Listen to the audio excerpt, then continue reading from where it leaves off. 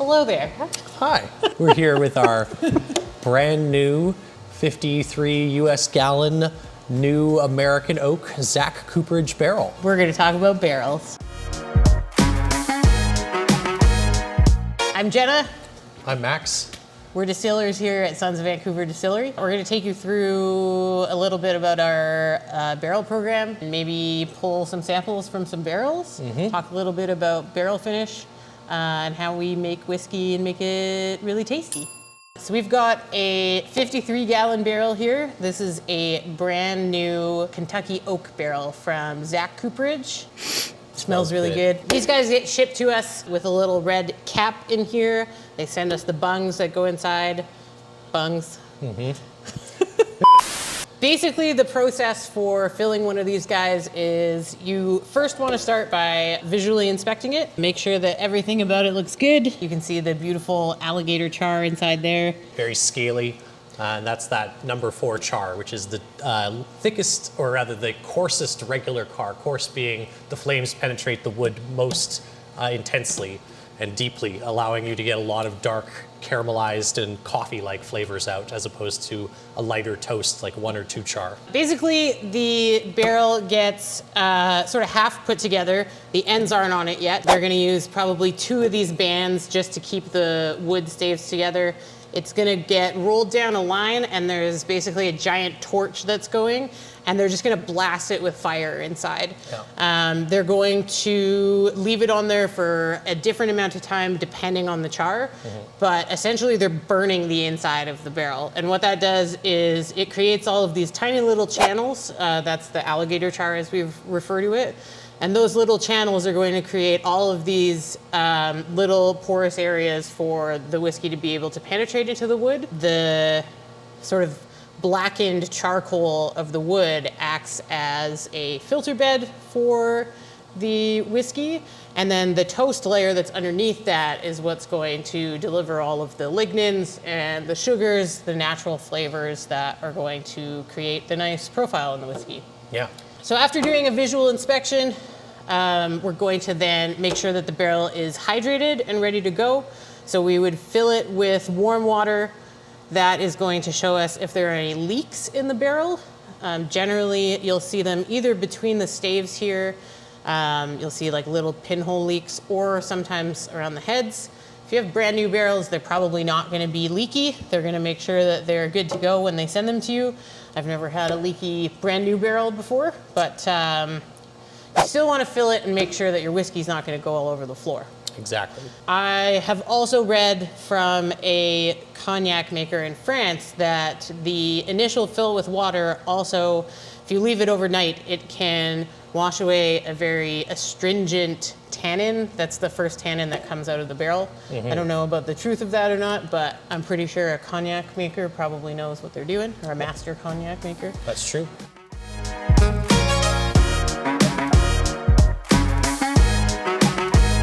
So it looks like we're ready to fill our barrel with new make whiskey. Yes. Well, and I guess one of the nice things about using a new oak barrel is that you have a lot more choices, or at least like professionally wise, more choices in what proof you want to put your whiskey in. The proof of the liquid going into the barrel, that's the alcohol percentage, does impact on what kind of compounds are drawn out of the wood. And if the barrel has been used once before, it's a practically good idea to put the next set of liquid in at a different proof so that you pull out compounds that might not have been taken out by the previous occupant of the barrel. When you got a brand new barrel, you proof it exactly the way you like it, and we'll leave that next question on for whoever else is filling it the second time. So we fill our barrels from 60 to 65% ABV about for new barrels. As Max said, that gives you a bit more options in terms of whether you want to proof down or not.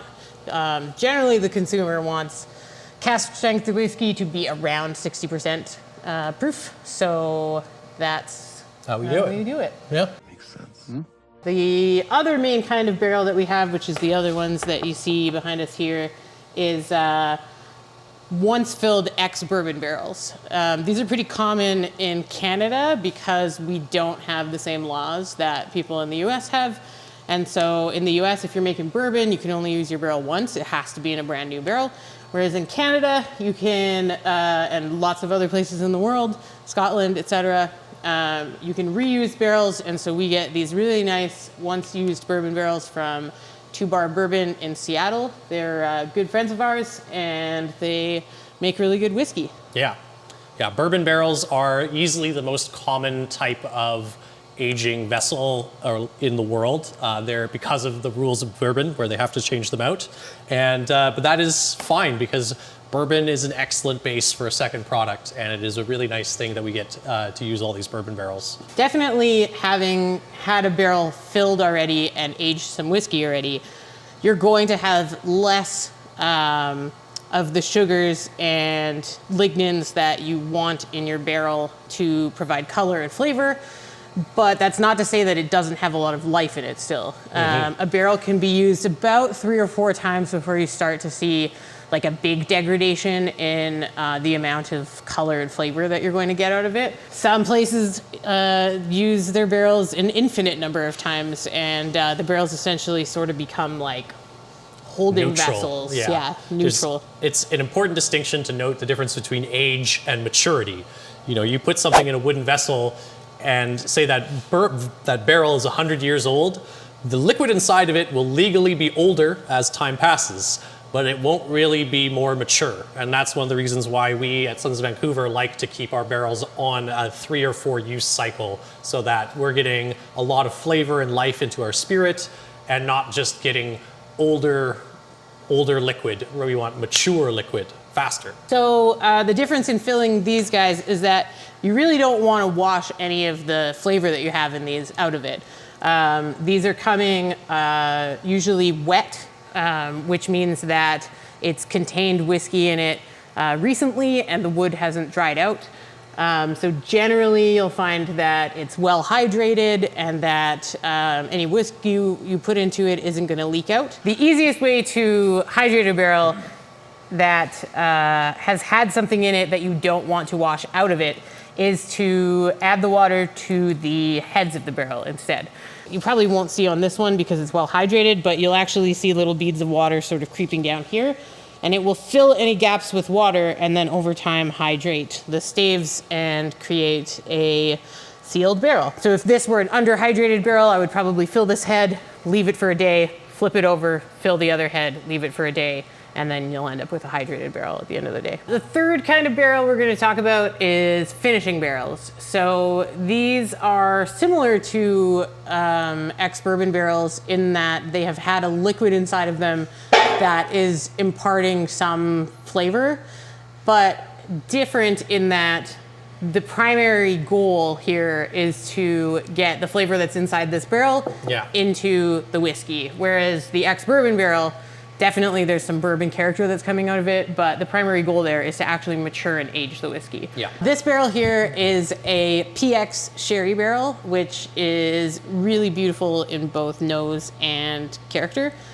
We just filled this a few days ago with some single malt that we have in our cask selection, and I sampled some today and it was fantastic. So generally when you're using a finishing barrel, you're putting liquid inside of it that has already been aged. So the malt whiskey that we put inside here has already been aging for almost 3 years. The purpose is to finish the whiskey, which is what it sounds like. It's the last thing that you're doing before your final blend, or sometimes you're even blending and then putting it into the barrel. There are instances, especially in Scotland, where a whiskey spends its entire life in a sherry barrel, but generally it's going to be a lot harder to age in a sherry barrel, given that you'll find that a lot of the time it's a neutral French oak instead of a charred barrel, such as a bourbon barrel.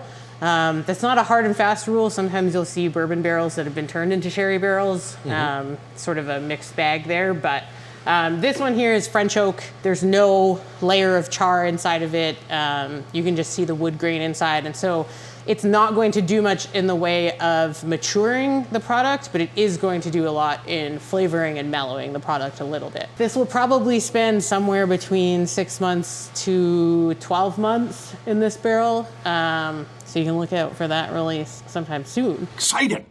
Generally, when you're finishing whiskey inside of a sherry or a rum barrel, we like to take a portion of the whiskey that we want to have that flavor, and we'll put a fraction of that whiskey into the barrel rather than the entire amount. And that gives us more control over the final blend and more control over how much of that finishing barrel flavor is going to be in that. Yeah, you don't need, if you want to have a sherry cask finished single malt, the entire volume of liquid that you're going to bottle need not go into a sherry barrel. Different sherries have sort of different flavor profiles because they're made in different manners. And so a PX cask is really nice because it's not an oxidated sherry, whereas an Oloroso has more of the oxidized oxidative flavors in there.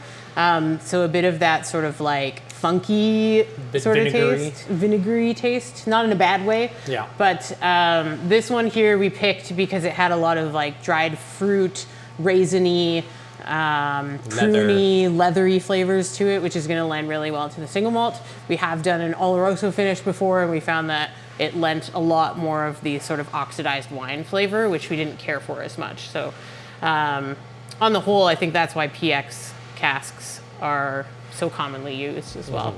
Yeah.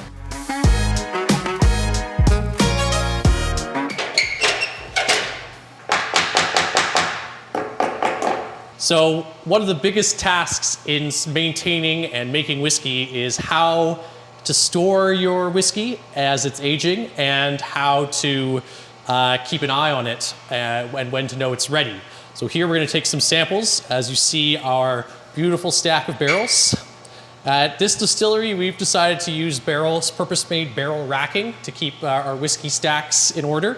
And we have spreadsheets to note what's in where and where it is. One of the strengths of this system, while it costs a little bit more to do, it allows easier access to the barrels. So we, as a small distillery, could keep an eye and have a very close watch on our product by having each and every one of these barrels accessible to us. One of the interesting things that we've always found about aging whiskey in our shop, which sometimes gets very, very warm up here near the rafters and is a lot cooler down by the floor, is that we're going to get a lot more maturity out of these barrels that are up high than we are out of the barrels down low, even if the liquid is exactly the same age. So there's a lot more temperature variation up here that allows for more rapid maturation. So we get out our trusty wine thief, and we get an empty bottle to take samples from, and we are going to take a pull out of barrel 210. Barrel 210 has been maturing for just a couple months. It is a twice used bourbon barrel, as we did age something in it once before and have refilled it since. Max has bravely risked his life to pull some samples of whiskey for us. So this is a wheated rye that went into a ex-bourbon barrel that was aging for, I think it's been in there for like 2 months now. And then this guy is basically the movie magic version of that. It's been aging for almost 3 years now. This one is also a wheated rye. So a good comparison of what it tastes like in the beginning and what the color looks like in the beginning versus what it'll look like down the road. This one's still quite light. We'll probably age it a little bit, maybe in another vessel that will give it some nice color, or blend some together, put it into a smaller barrel to try and sort of rapid age it a little bit. There's some sort of tricks that you can do to try to get some more age into something if you need. But let's give this a sample. Cheers. Cheers. Our new make whiskey is very, very clean. We get a little bit of flavor from our yeast, which is a kind of a defining characteristic of our style, but not a whole lot others. Not very sweet. It's actually really surprising how much character and volatility has come out of this whiskey in like the short few months that it's been in there. It's really interesting to try a whiskey this early on because it's quite muted right now. I feel like a lot of those volatiles have sort of evaporated off, but a lot of the character hasn't started to develop yet. And so it's sort of in this weird area where it kind of doesn't have much to say. No. Clearly too early to be evaluating, but we wanted to show you sort of what the beginning and the end product look like. This one has been in ex-bourbon casks for just under 3 years. So the nose is a lot bigger. Like there's a lot more going on there and a lot more sugar. Like that's to me the biggest noticeable difference is the sweetness and sugar smells that you get out of this that are almost completely untangible in this. Yeah, you get a lot of vanilla and caramel that isn't there. That isn't there in the young sample. That's definitely coming from the barrel, not from the new make, or rather from the compounds in the new make interacting with the barrel. So comparing some more barrel samples here. So we have the same pull from a ex-bourbon barrel that has been aged just under 3 years. And you can see the color comparison here. So this one is a 30-gallon barrel that it spent the majority of its life in, and this guy here is a 15-gallon barrel that it spent the majority of its life in. So you can see there's quite a color difference between the two. One's sort of a pale brown, whereas the other's like a golden yellow. And that's really the difference in barrel size and then also the life of the barrel. So when we talked about in a ex-bourbon barrel, a lot of the flavor components and color components have already been pulled out of that barrel. So while it has a lot of life left, you're going to get less color development over the course of the aging process. And then going all the way to the left here, this is whiskey that has been aged in a new oak barrel. And so even more so, even between the middle and far left, you can see quite a color difference. It's quite a vibrant brown on the left-hand side, sort of almost like an orangey brown note, whereas this one is more of sort of a pale brown, but quite a contrasting difference between the color that's developed between an ex-bourbon versus a brand new oak barrel. All of them sort of have their pros and their cons. You're gonna get a lot more wood influence on the new oak barrel, whereas you're going to get still a lot of maturity on the right-hand side, but you're going to be able to taste the grain influence a lot more in an ex-bourbon barrel. A lot of the Scotch that you drink in Scotland, they buy a huge amount of the ex-bourbon barrels that come out of the US. And so you'll see a lot of Scotches are quite a bit lighter in color than, say, a bourbon.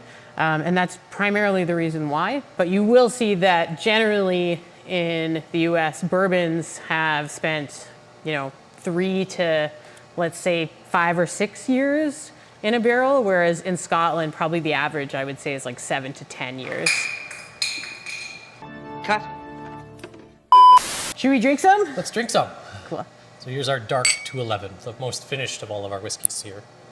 So much more barrel influence. Mm-hmm. This one hasn't been in a new oak barrel very long. It spent the beginning of its life in ex-bourbon barrels and then was transferred, blended and transferred into a new oak barrel. So it's been in there for about 6 to 8 months now. Mm-hmm. So there's actually quite a punch of wood. That wood's gonna sort of leach a lot of color and a lot of flavor out really quickly.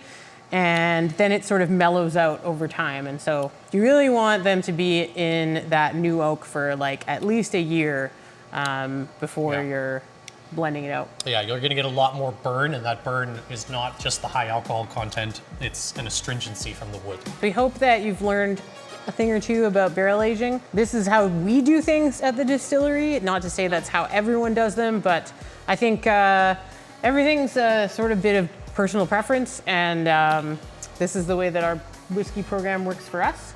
We're always interested to hear from other people about how they do stuff and how they do it differently too. Yeah. So make sure you throw anything like that in the comments. Any questions that you have, throw them in the comments, and like and subscribe as well. Yeah, and if you want, keep an eye out for us on Facebook Marketplace and buy our old barrels.